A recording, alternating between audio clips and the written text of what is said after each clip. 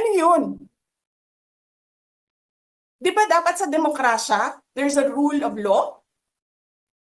And then they make rules as they go along? Kung ano lang, whatever pleases the speaker, get her out of the House of Representatives kasi hindi siya dapat nandiyan. Bakit? Pag may-ari niyo ba itong compound na ito? And then sasabihin pa nila sa akin na there is a threat to my life inside the batasang pambansa? Why is there a threat to my life? This is the most secured facility because nandito lahat ng mga spoiled brat sa ating bansa. Tapos, sasabihin pa nila, well, pabigat ka sa amin kasi kailangan namin dagdagan ang security mo. Bakit? Trabaho ba nila magbantay sa akin?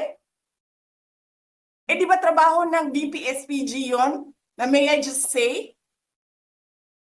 Binabawasan nila ng binabawasan araw-araw? Na as if this office is not the second highest office in this country and only because umalis ako sa administration? Kailan ba nagsimula yung atake nila? Alalahanin nyo. Di ba? After ako nag-resign sa DepEd? Kailan ba nagsimula yung pambabastos nila? Last year. After that meeting with the Makabayan Bloc and Martin Romualdez. They started destroying my name, pummeling me in the media with a multi-million PR campaign. Pinastos pa nila ako ng mga pagsisinungaling nila na kesyo taksil, kesyo korap, abusado. Putang ina ninyo.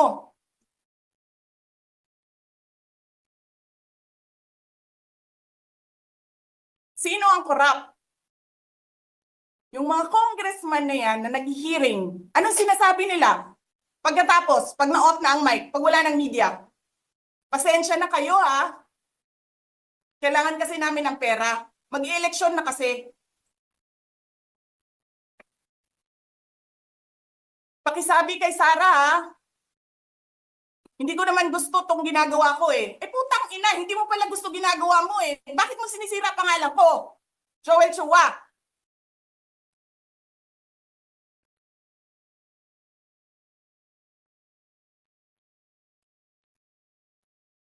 Ganyan. Ganyan ang bansa. This country is going to hell because we are led by a person who doesn't know how to be a president and who is a liar. Alam nyo anong pruweba ko na sinungaling siya? Tinanong ko, dalawang businessman. Matagal na sa negosyo ng bigas.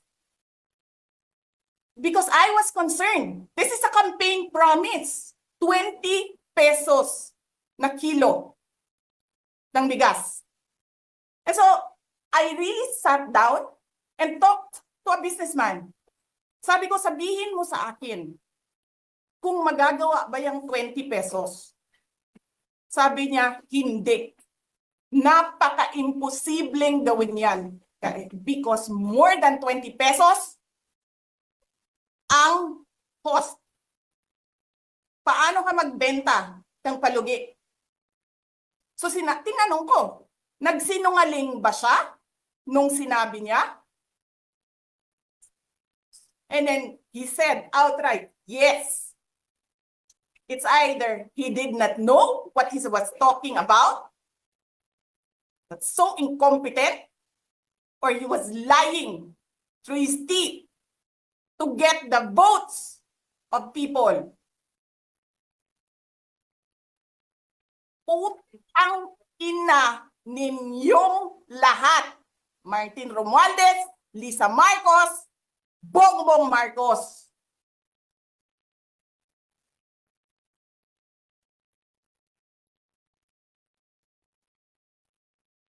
Ginigit-git nyo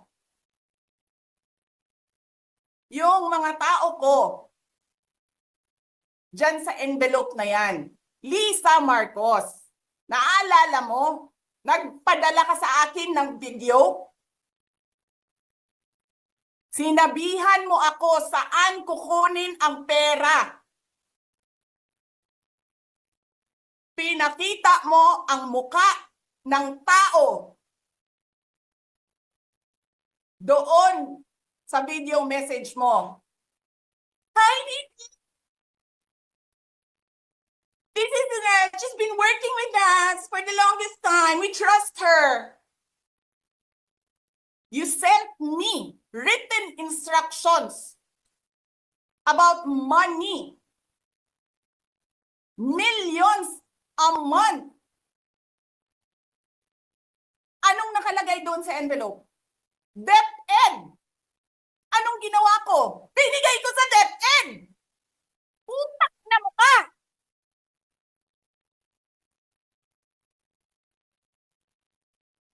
Wala ka ngang posisyon sa gobyerno, namimigay ka ng pera ng gobyerno eh.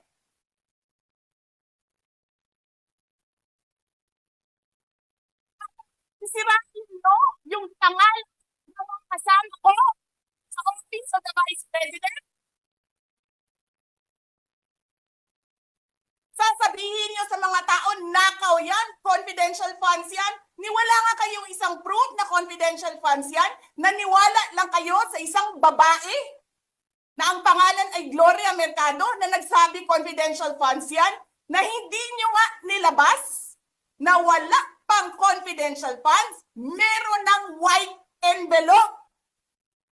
Kasi 2022 pa lang, tangina mo ka, may utos na ng pera sa DepEd. Tapos kami yung nagsisinungaling? Nagpipigil ako eh. Kasi gusto ko lang magtrabaho. Gusto ko lang tapusin nyo na yung show ninyo dyan sa House of Representatives para makabalik na kami sa trabaho namin.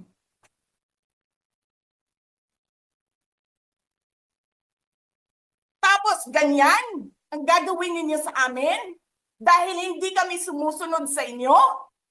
Dahil ayaw na namin tumulong sa inyo?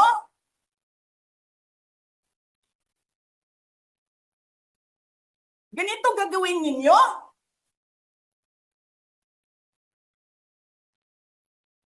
Presidente ka, may speaker ka na involved sa bribery ng Supreme Court justices. May video, may kaso, may witnesses. Hindi mo tinanggal yung speaker mo.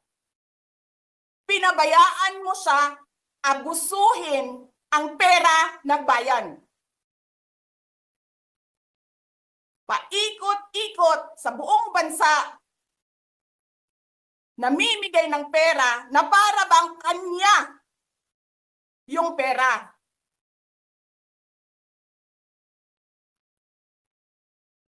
Eh di ba nga, lagi niyo sinasabi separation of powers? Anong trabaho ng legislative branch? Gumawa ng batas.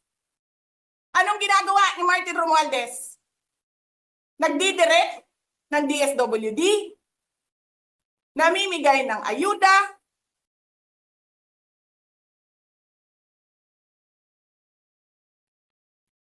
nagsasabi kung anong bibigay, anong ibibigay, anong gagawin, sino ba ang presidente dito?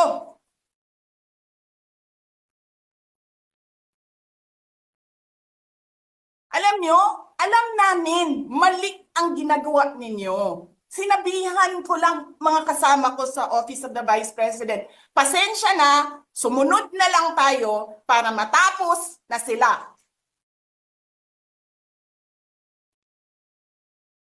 Tapos ganito ang gagawin ninyo? Alam namin, walang contemptuous doon sa ginawa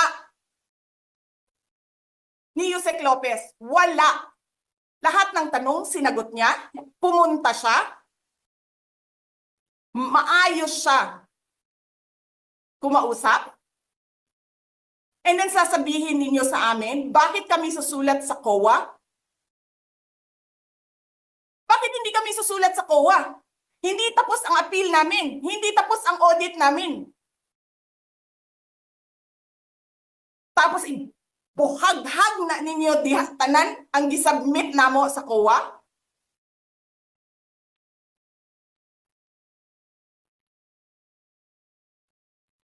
Tama ba yun? Sabi niya,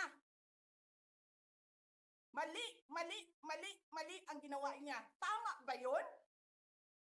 Ikaw ba ang auditor? Ikaw ang appeals. Wala pa kaming audit? Sasabihin mo na mali kami?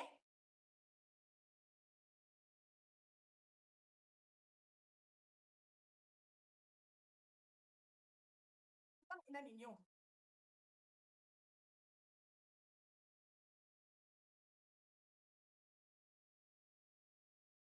Hindi pa kayo nakakita ng kalaban na tulad ko.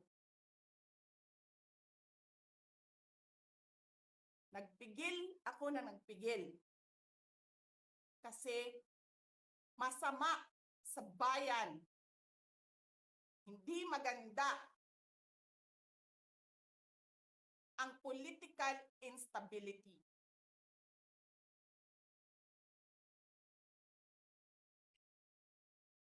Pinabayaan ko kayo sirain ang pangalan ko kasi I have nothing to lose. Sinira niyo na siya. Wala na siyang ikakasira pa.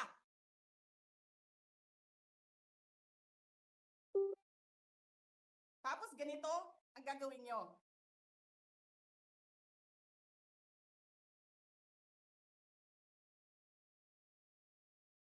Hindi ko alam paano nakakatulog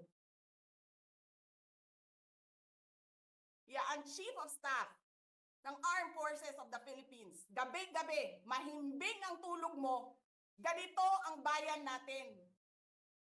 Bilyon-bilyon ang nawawala.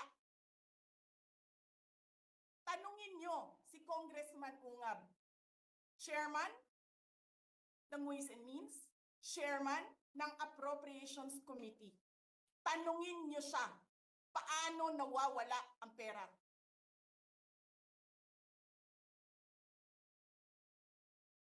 Paano nyo ginagel ang pera ng Department of Education?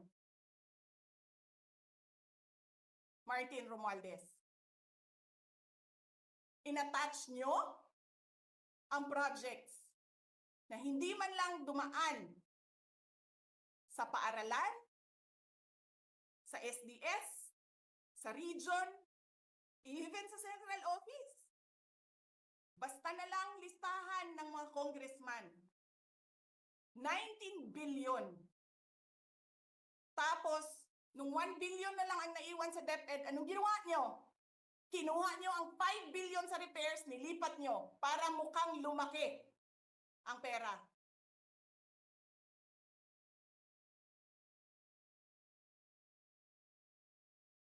Martin,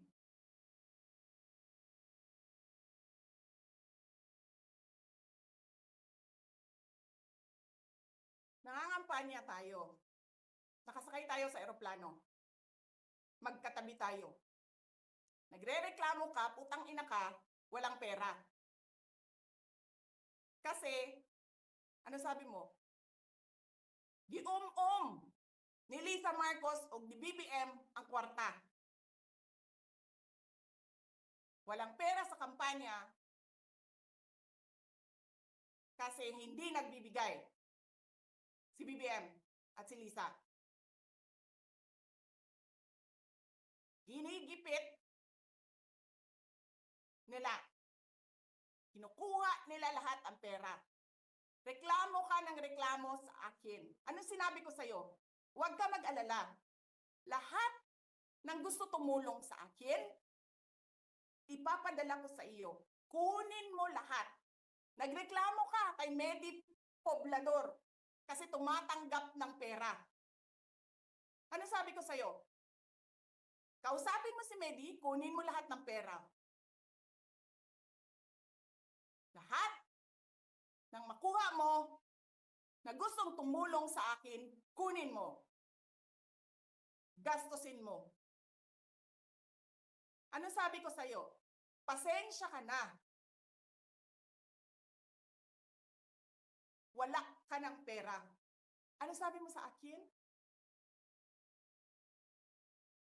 Sabi mo sa akin, okay lang. Pag nanalo kayo, babawiin ko lahat yan. Hindi ko naman alam, ang buong akala ko, babawiin mo sa negosyo mo. Legitimate businessman ka naman eh.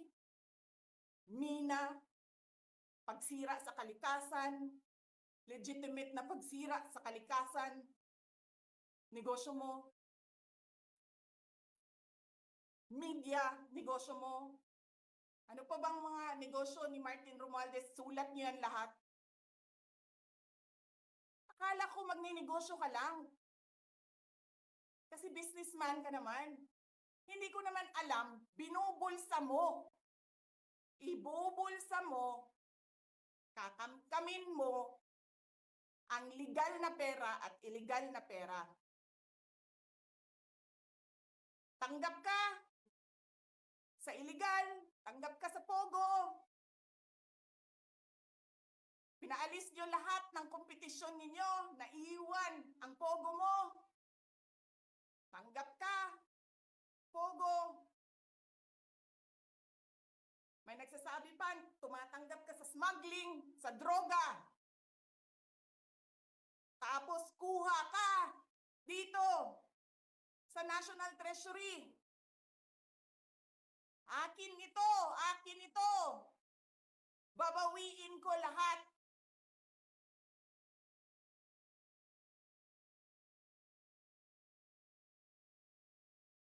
Masakit sa akin, Martin, hindi yung pagsira ng pangalan ko eh.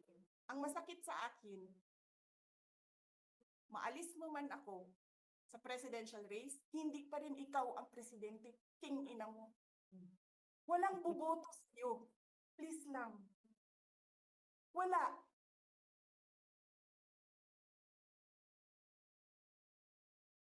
Hindi ka nga dumadaan ng contest eh. Kasi wala kang kalaban sa Tacloban. Kasi binibili mo, pinapakidnap mo, hinaharas mo ang mga kalaban mo. Hindi ka dumaan ng contest. Ang alam mo lang, kasi mayaman ka, bibilhin ko lahat ng tao ng pera. Kaya pobre man mong tanan, kwarta na may inyo. There is nothing in you except money. Yan lang. Martin, harapin mo yung katotohanan. Walang puking ina, walang boboto sa'yo. Senador man, Vice President man, walang boboto sa'yo. Hindi ko nga alam kung mananalo ka pa ngayon sa Tacloban eh. Palamang hindi na. Sinong gusto sa lahat sa buong Pilipinas ang ibalik ka sa Kongreso? E di lahat ng tao pupunta yan doon sa Tacloban, mangangampanya yan sa kalaban mo. Kasi magnanakaw ka. Hindi ka dumadaan sa audit.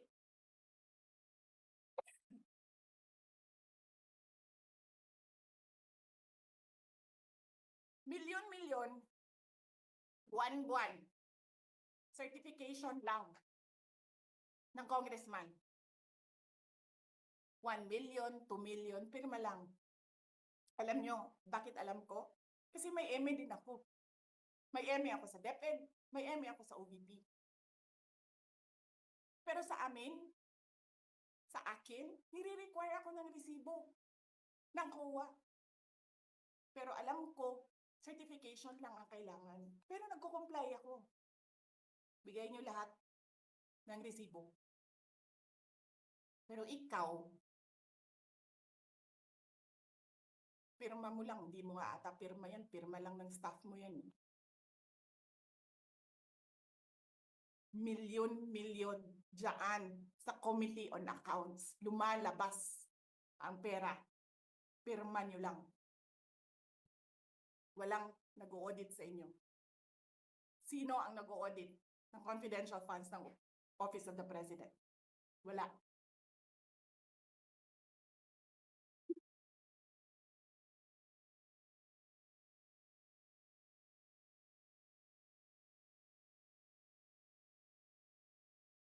Yan ang Pilipinas. Yan ang bagong Pilipinas.